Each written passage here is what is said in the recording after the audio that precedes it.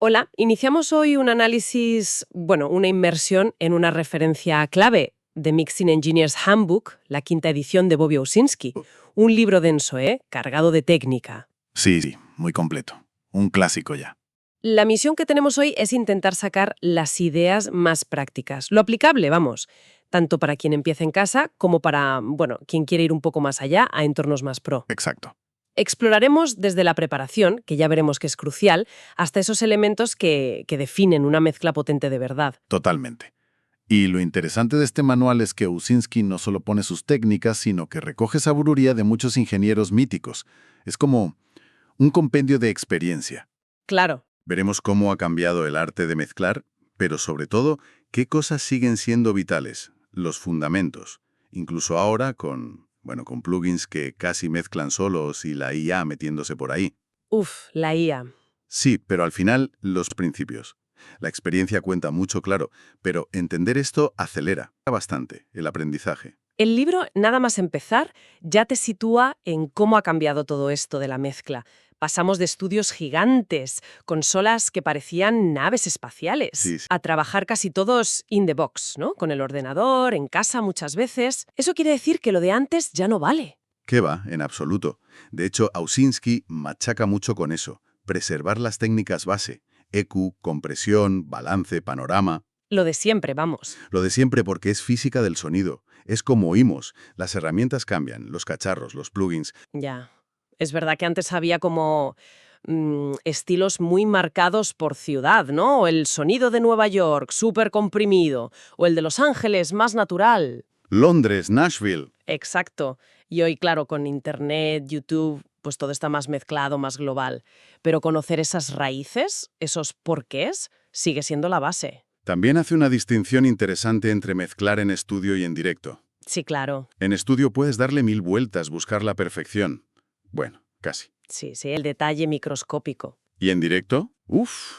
Es otra historia. Es irrepetible, buscas impacto ya y que todo suene coherente canción tras canción con la presión del momento. Son mundos distintos, sí, con cosas en común, pero enfoques diferentes. Hay un tema que a veces pasamos por alto y el libro le da mucha caña, el entorno de escucha. Fundamental. Hay una frase que me impactó. Un mezclador es tan bueno como el entorno de reproducción en el que trabaja. Ahí es nada. Es que es la pura verdad. Si no oyes bien, si tu sala te engaña, pues las decisiones que tomes van a estar mal. Claro. Por eso le dedica tiempo a lo de la zona libre de reflexiones, la RFZ. La idea básica, para que nos entendamos, es tratar la sala con paneles, sobre todo cerca de donde escuchas, Ajá. para que lo primero que te llegue sea el sonido directo del altavoz, sin que las reflexiones de las paredes cercanas te lo ensucien o te lo coloreen. Te engañan, sobre todo en ciertas frecuencias. Cosas básicas como no pegar los monitores a la pared, ¿no? Exacto. O peor aún, a las esquinas. Eso dispara los graves de forma irreal. Luego sales de ahí y tu mezcla no tiene graves. Ya, el típico error. Y los monitores. Menciona los NS10, los Auratone Ujú. como referencias históricas. Sí, los míticos.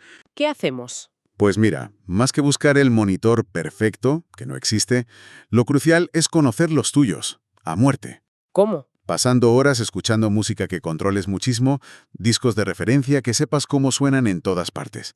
Así aprendes cómo tus monitores traducen el sonido. Entiendo. Y la colocación, ¿no? El famoso triángulo. El triángulo equilátero, sí. Los dos monitores y tu cabeza formando los vértices.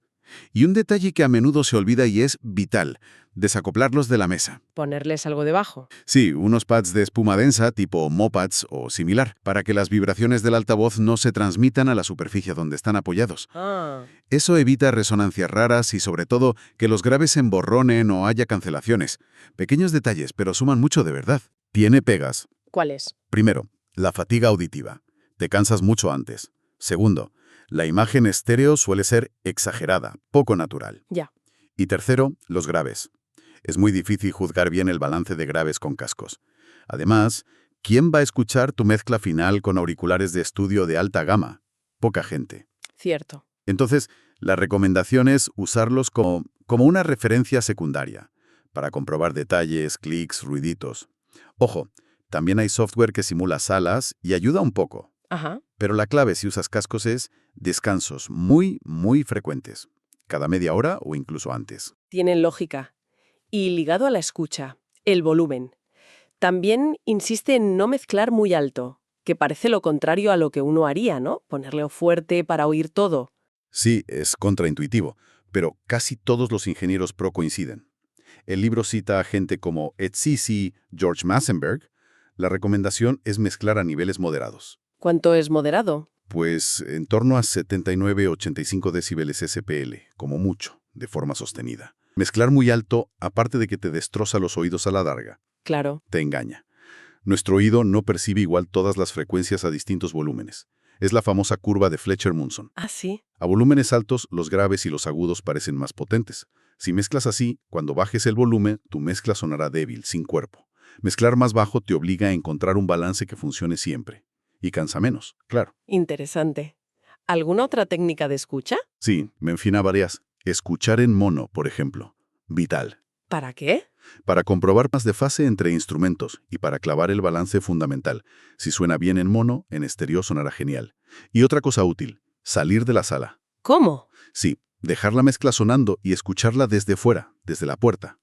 Te da una perspectiva diferente, te ayuda a ver si algo destaca demasiado o se pierde. Curioso. Bueno, queda clarísimo que la escucha es la base de todo. Sin duda. Y luego el libro da una importancia tremenda a la preparación.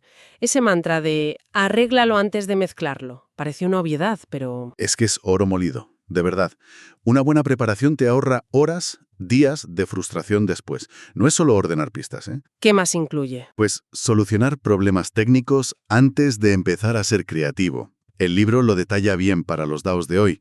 Lo podemos agrupar, digamos, en organización, limpieza y flujo de trabajo. Vale, organización sería... Pues eso, copias de seguridad, fundamental, nombres de archivo lógicos, etiquetar y colorear las pistas.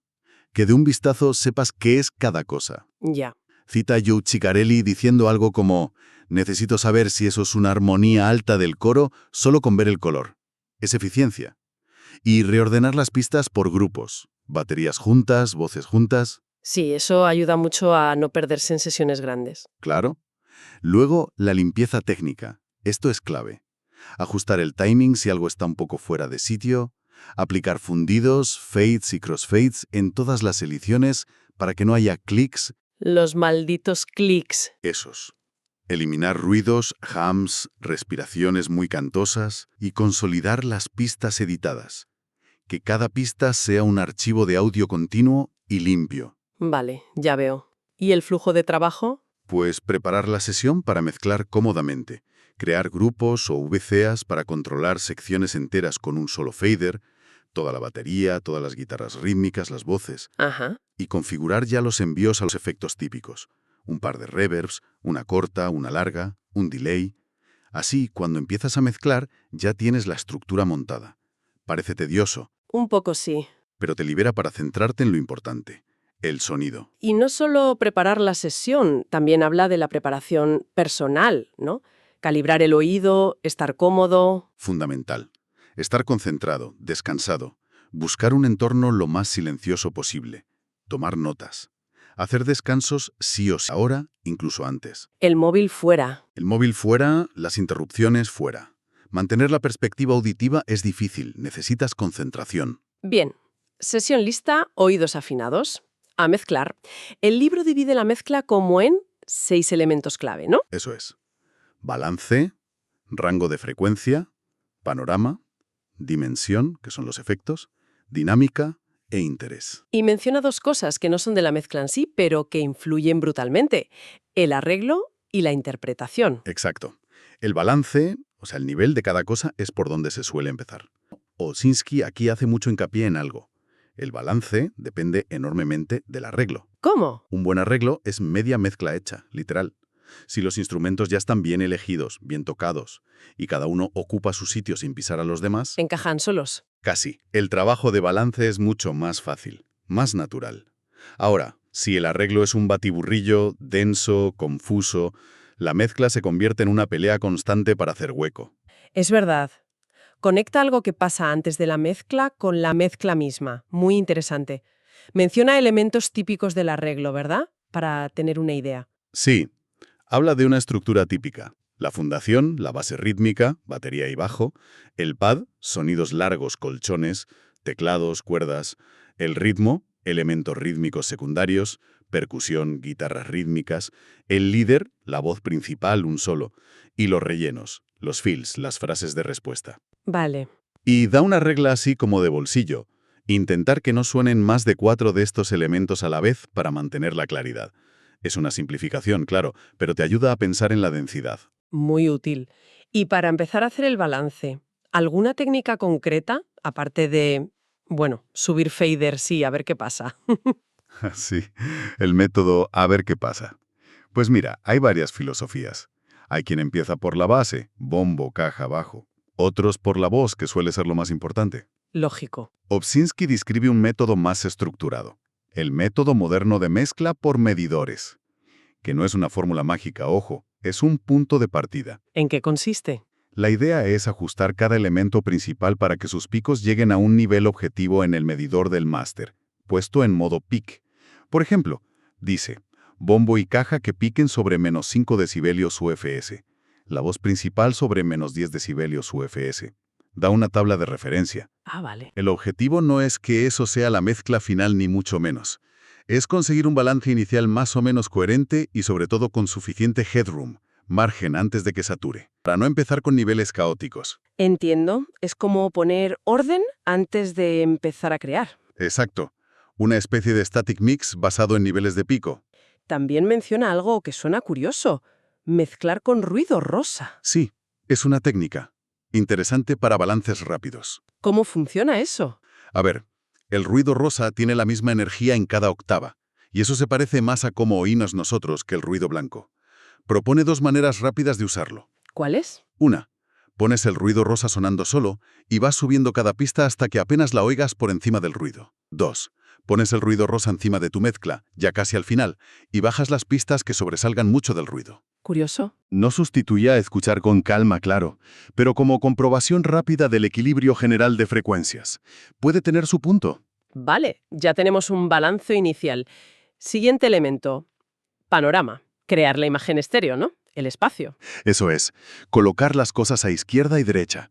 Explica lo del centro fantasma, cómo 2 altavoces crean esa ilusión de que algo suena en medio. Ya. Lo clásico es usar los 3 puntos fuertes. Izquierda total, centro y derecha total. The Big Three lo llama.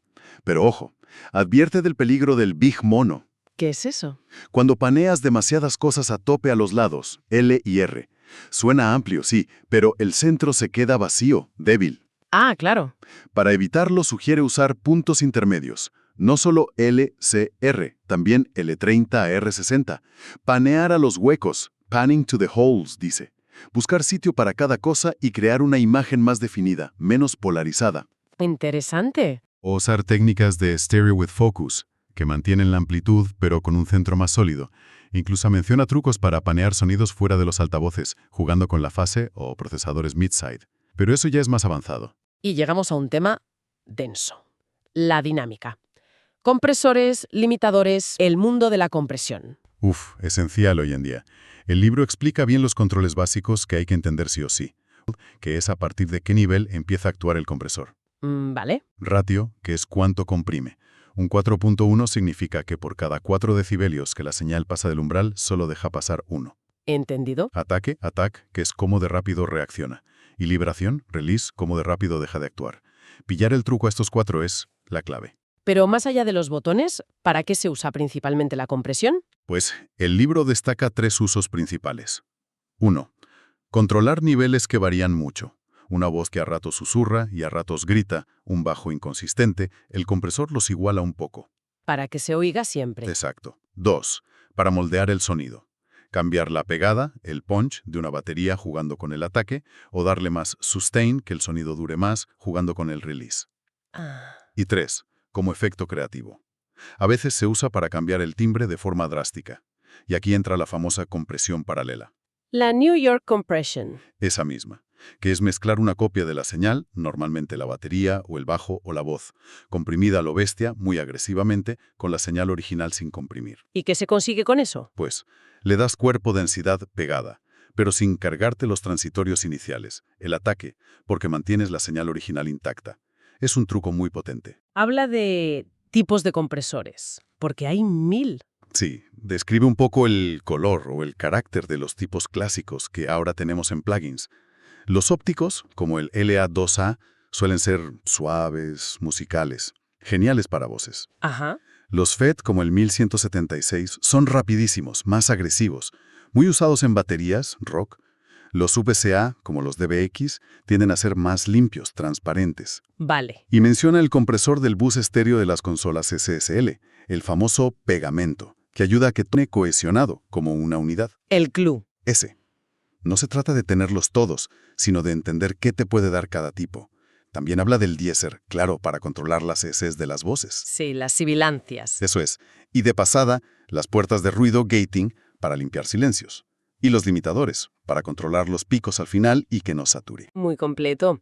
Para ir cerrando los elementos que menciona, le da cancha al audio inmersivo, al Dolby Atmos y todo eso.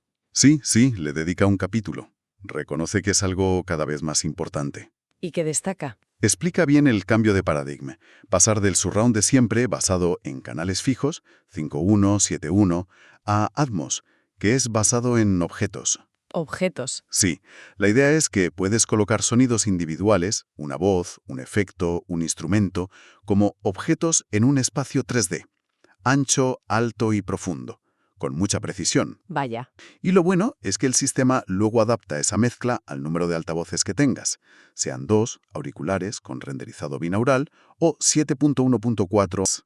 Introduce los conceptos de beds, canales base, como en 7.1, y objects, los sonidos que se mueven. ¿Algún detalle técnico más? Menciona el estándar de sonoridad para Atmos, que suele ser menos 18 LUFS. Esto, en general, permite más rango dinámico, mezclas menos aplastadas que en estéreo. Es una pincelada, porque es un mundo, pero te sitúa en por dónde van los tiros ahora. La verdad es que hemos repasado un montón de cosas del Mixing Engineer's Handbook. Desde lo más básico, pero crucial, como la escucha y la sala. Que es donde empieza todo. La preparación minuciosa, que a veces nos saltamos, Error. hasta los pilares ya de la mezcla. Balance y su conexión con el arreglo, panorama, dinámica con la compresión. Son conceptos. Denso, sí, pero dominarlos marca la diferencia. El mensaje que se repite en el libro es: la tecnología cambia, los plugins evolucionan. Pero los fundamentos, no. Exacto. Los principios del sonido, de cómo oímos, eso sigue ahí. Y la herramienta más importante sigue siendo el oído. Un oído entrenado y practicar, practicar y practicar. Es aplicar recetas, es entender por qué haces cada cosa. Totalmente de acuerdo. Y para dejar una idea ahí flotando, el libro menciona que los ingenieros con experiencia suelen visualizar la mezcla, como que la ven antes de empezar. Sí, tienen una intención clara. Así que la pregunta que podríamos lanzar es, más allá de la técnica, ¿tenemos una imagen mental? ¿Una intención sonora clara antes de mover el primer fader?